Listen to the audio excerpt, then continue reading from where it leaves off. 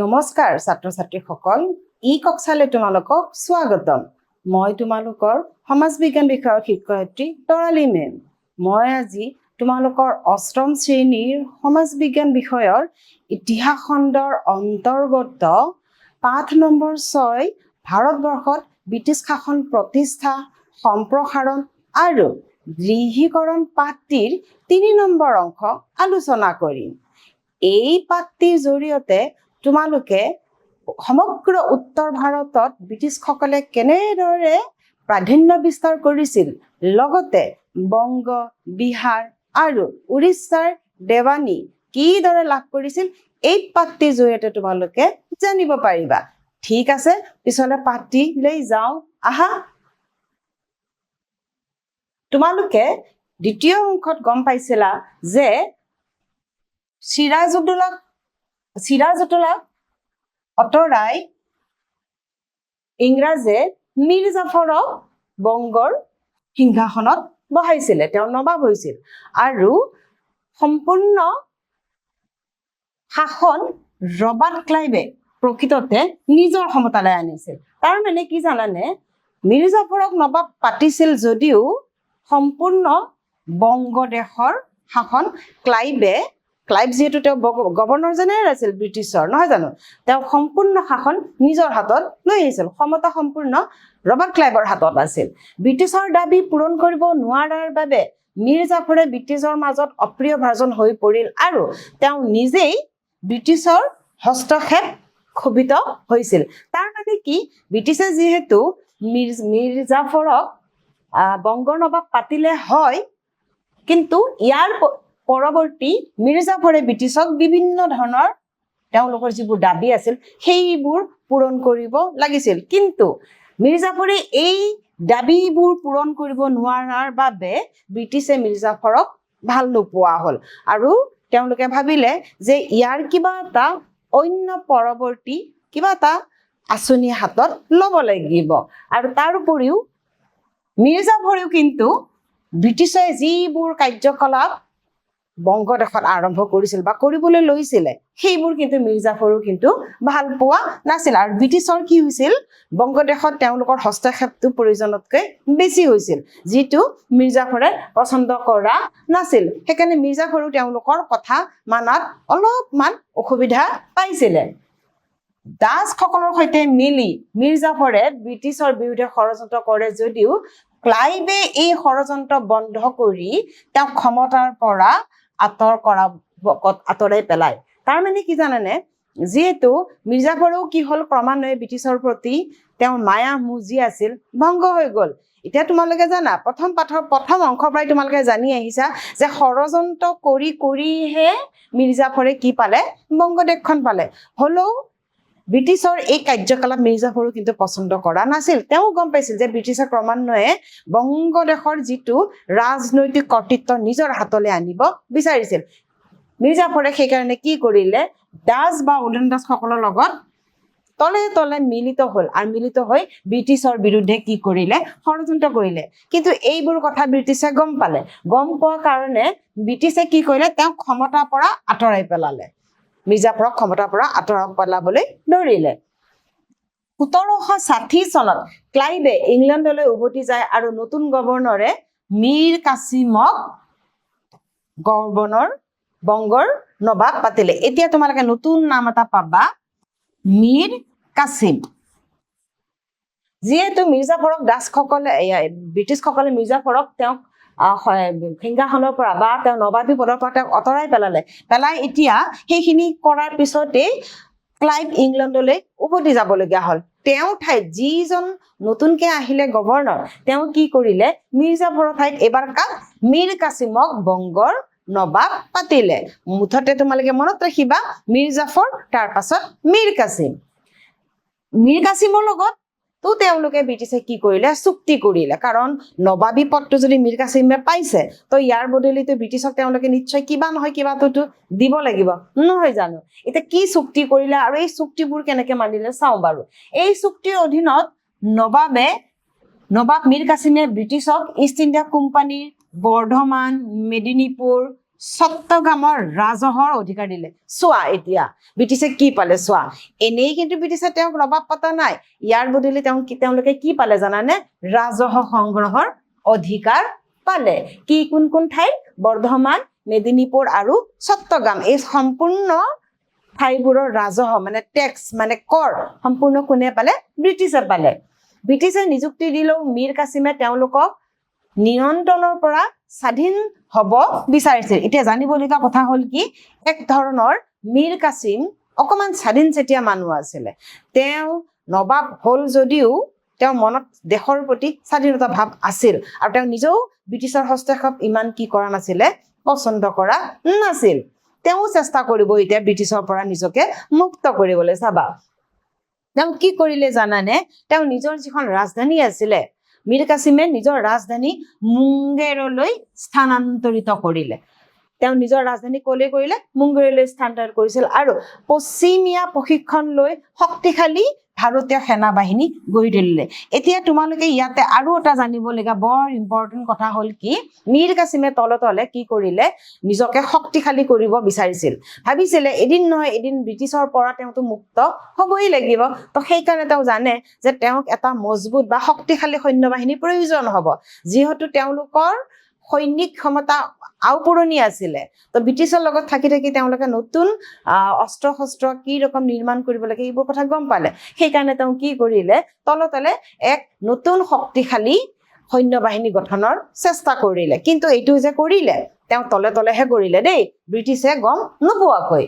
তেওঁ বন্দুক বাৰুদৰ কাৰখানাও স্থাপন কৰিছিল যিয়ে ব্ৰিটিছক আতংকিত কৰি তুলিছিল যাৰ ফলত উত্তেজনাৰ সৃষ্টি হ'ল চাবা মীৰ কাছিমে তলে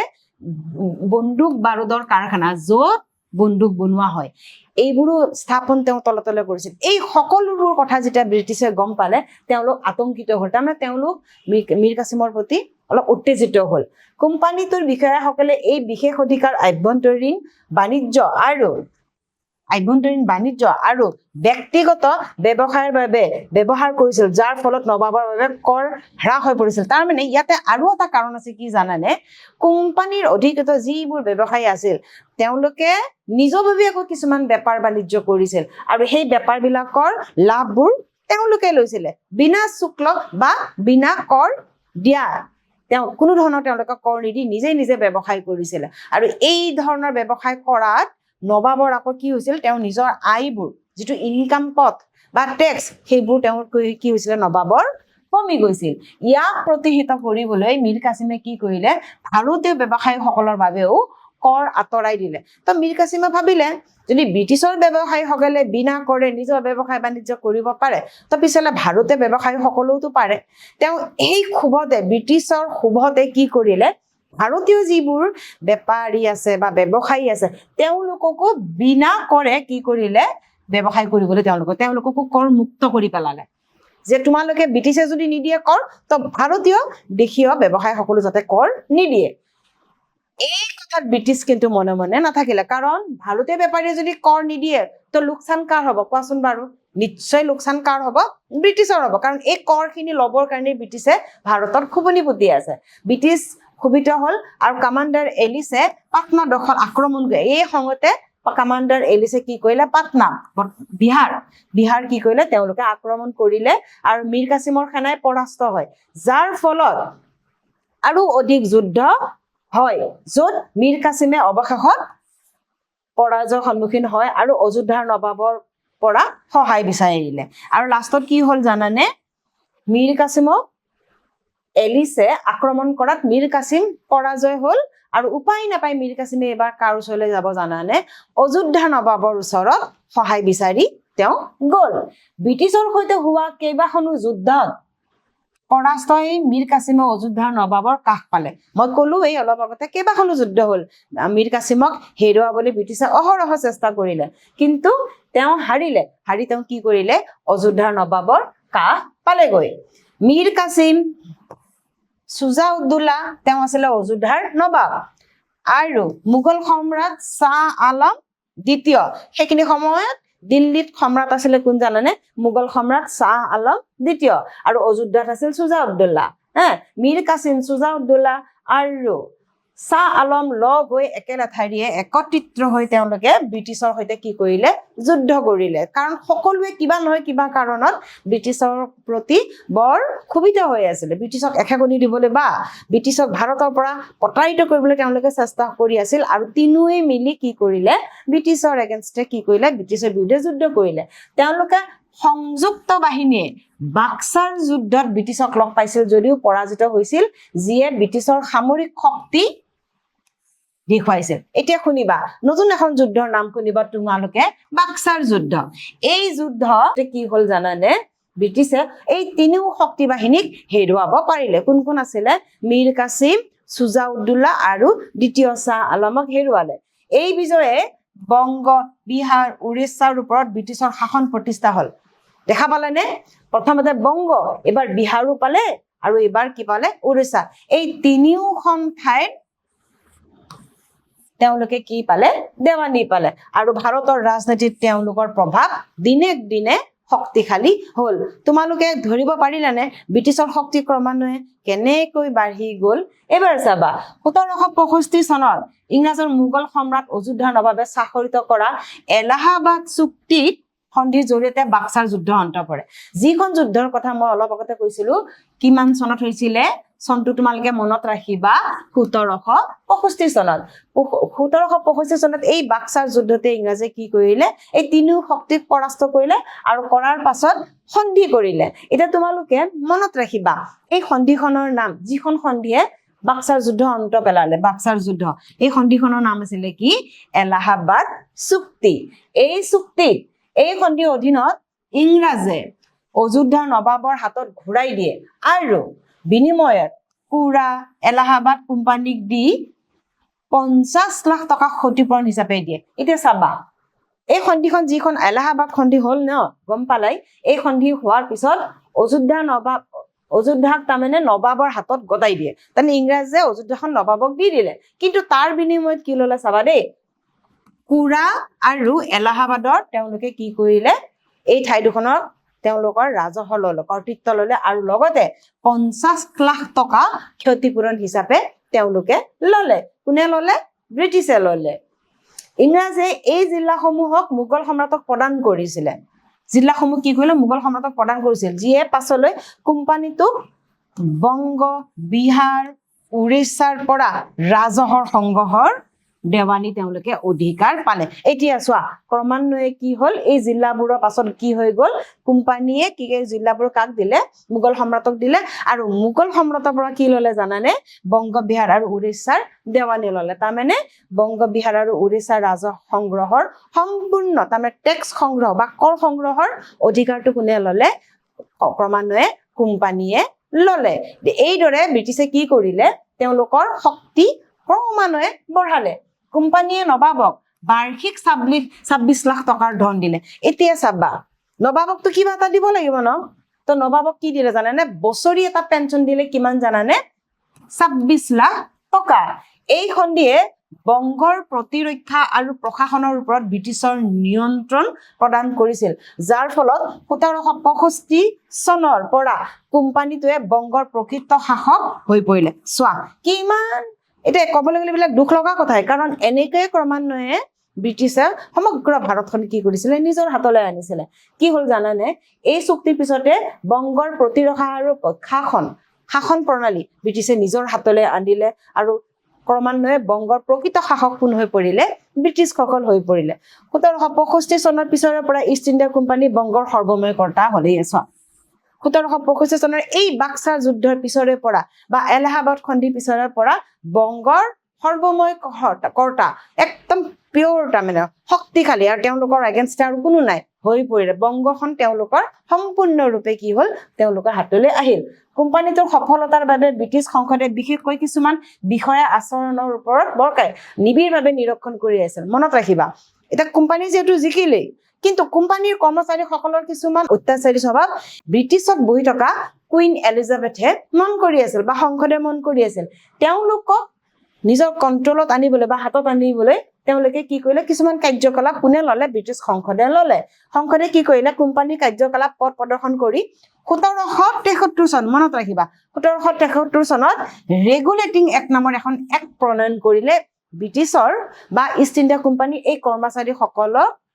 শাসন নিয়ন্ত্ৰণ কৰিবলৈ এটা নতুন আইন জাৰি কৰিলে ব্ৰিটিছ সংসদে সেই আইনটোৰ নাম হৈছে কি ৰেগুলেটিং এক্ট আৰু ই হ'ল কেতিয়া 1773 চনত এই আইনখনে বংগৰ গভৰ্ণৰ জেনেৰেলৰ পদবীটো উন্নতি কৰিলে আৰু কি হ'ল জানানে গভৰ্ণৰ জেনেৰেলক আৰু শক্তিশালী কৰিলে গভৰ্ণৰ জেনেৰেলক সহায় কৰিবলৈ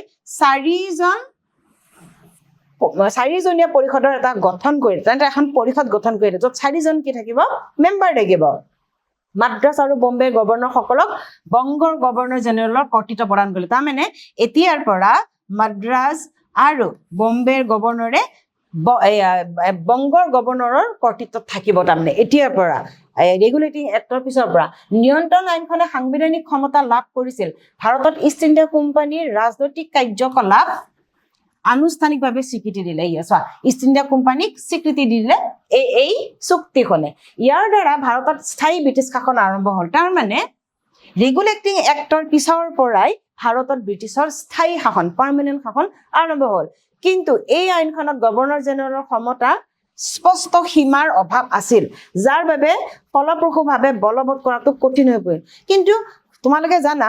যে কিবা নহয় কিবা এটা আশাস সকলোতে থাকে এই আইনখনতো কিছুমান তাৰমানে আশাস থাকিল যাৰ বাবে ইয়াক বলবৎ কৰাত মানে কি হ'ল কোম্পানীৰ অকমা কঠিন হ'ল এই আইনৰ আশাসসমূহ দূৰ কৰিবলৈ যিবোৰ আশাস ৰেগুলেটিং এক্টত পোৱা গ'ল ইয়াকতো দূৰ কৰিব লাগিব ন দূৰ কৰিবলৈ ইংলেণ্ডৰ সদনে পুনৰ এখন আইন জাৰি কৰিলে 1784 চনত ইংলেণ্ডৰ প্ৰধানমন্ত্ৰী উইলিয়াম পিটৰ নামত এই আইনখনক পিটৰ আইন বুলি জনা যায় এই আইনখনৰ নামকে এটা পিছত গৈ পিটৰ ভাৰত শাসন আইন নামকৰণ কৰা হ'ল তাৰমানে ৰেগুলেটিং এক্টত যিখিনি আশাস পালে ন এই আশাসখিনিতো দূৰ কৰিব লাগিব সো ইংলেণ্ডৰ সদনে আৰু এখন আইন প্ৰণয়ন কৰিলে কিমান চনত 1784 চনত আৰু এই আইনখনৰ নাম তেওঁলোকে কি দিলে সেইখিনি সময়ত ইংলেণ্ডৰ প্ৰধানমন্ত্ৰী আছিল উইলিয়াম পিট সো তেওঁ নামৰে আইনখনৰ নাম দিলে পিটৰ ভাৰত শাসন আইন এই আইনখনে কোম্পানীটোৰ কাম কাজ চোৱা চিতা কৰিবলৈ 6জনীয়া নিয়ন্ত্ৰণ কমিটি গঠন কৰিলে এইবাৰ তেওঁলোকে 6জনীয়া মেম্বাৰৰ এটা কমিটি গঠন কৰিলে আৰু গভৰ্ণৰ জেনেৰেলৰ পৰিষদৰ 4জন সদস্যৰ পৰা 3জনলৈ হ্ৰাস কৰিলে ৰেগুলেটিং এক্টত 4জনীয়া কমিটি গঠন কৰিছিল যে তাৰ পৰা এজনক কমাই এবাৰ কি কৰিলে 3জন কৰি দিলে কোম্পানীৰ কৰ্মচাৰীক নিযুক্তি আৰু চৰকাৰীৰ পৰা বৰ্খাস্ত কৰা পৰিচালনাৰ বাবে এই আইনখনে আঞ্চলিক বোৰ্ড গঠন কৰিলে এইটো মনত ৰাখিবা তোমালোকে পিটৰ ভাৰত শাসন আইনে আকৌ নতুনকৈ এখন আঞ্চলিক বোৰ্ড গঠন কৰিলে এই আইনখনে গভৰ্ণৰ জেনেৰেলৰ ক্ষমতা বৃদ্ধি কৰিলে আৰু ভাৰতৰ কেন্দ্ৰীয় শাসিত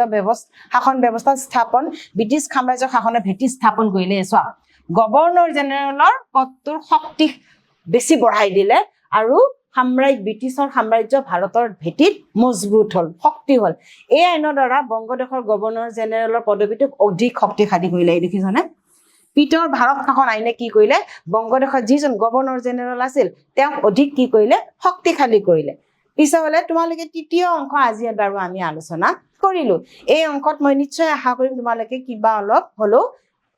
এই ভাৰতত ব্ৰিটিছৰ শাসন ব্যৱস্থাৰ বিষয়ে অলপ হলো অনুমান কৰিলা ঠিক আছে আজি আমি যিখিনি পঢ়িছিলো তাৰ ওপৰত অলপমান মূল্যায়ন হয় দেই চাওঁ বাৰু দুটামান প্ৰশ্নৰ উত্তৰ তোমালোকে চেষ্টা কৰিবা দিবলৈ প্ৰথম প্ৰশ্নটো হ'ল বক্সাৰ যুদ্ধ কেতিয়া হৈছিল মনত আছেনে বক্সাৰ যুদ্ধ প্ৰথমতে আমি আলোচনা কৰিছিলো 1762 1763 1765 পিছলৈ কোৱা কোনটো হ'ব মনত পৰিছেনে এইটো হৈছে কি 1765 চন পাছত 2 নম্বৰ প্ৰশ্ন লম এতিয়া দেই 2 নম্বৰ প্ৰশ্নত আছে এটা খালি ঠাই পূৰণ কৰা বেছ চনত ৰেগুলেটিং এক্ট জাৰি হৈছিল ৰেগুলেটিং এক্টৰ বিষয়ে অকণমান আগতে তোমালোকক মই কৈছো নিশ্চয় তোমালোকৰ মনত পৰিছে চাগে দেই কিমান চন হ'ব 1773 চন নেক্সট 3 নম্বৰ প্ৰশ্ন মিৰ্জাফৰৰ পিছত বংগৰ নবাব কোন হ'ল মনত পৰিছেনে মিৰ্জাফৰক যিহেতু মিৰ্জাফৰকো অতৰাই কিনে ব্ৰিটিছে আন এজনক কি কৰিলে নবাব পাতিলে আৰু তেওঁৰ নাম আছিল কোন তেওঁৰ এই আখৰেৰে যায় মীৰ কাছিম মনত পৰিছেনে তোমালোকৰ তেওঁ হ'ল কোন মীৰ কাছিম পিছলে কেনে লাগিলে বাৰু আজি পঢ়ি অকমান হলো তোমালোকে আভাস পালা যে ব্ৰিটিছৰ কৰ্তৃত্ব ক্ৰমান্বয়ে কেনেকে ভাৰত এবাৰ বংগদেশৰ পিছত উত্তৰ ভাৰতত তেওঁলোকৰ সমতা কি ৰকম ফুপনি ফুটিছিল নিশ্চয় মই আশা কৰিম তোমালোকে ইয়াৰ পৰা লাভৱান হৈছা আগলৈ আকৌ লগ পাম দেই নমস্কাৰ